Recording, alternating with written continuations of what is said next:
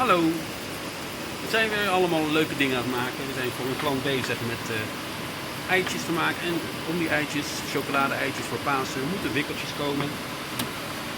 En die staan we nu te draaien, zowel in een Nederlandse variant als een Engelse variant. En dan gaan we straks 325 van die doosjes omwikkelen met verschillende wikkeltjes.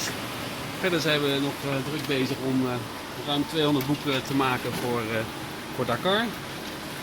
Kijk, de omslagen voor de Dakar. En hier zit de machine lekker te draaien om boeken te maken. Nou, die stapel gaat dus allemaal gewoon ingebonden worden. En er worden harde omslag omheen gemaakt.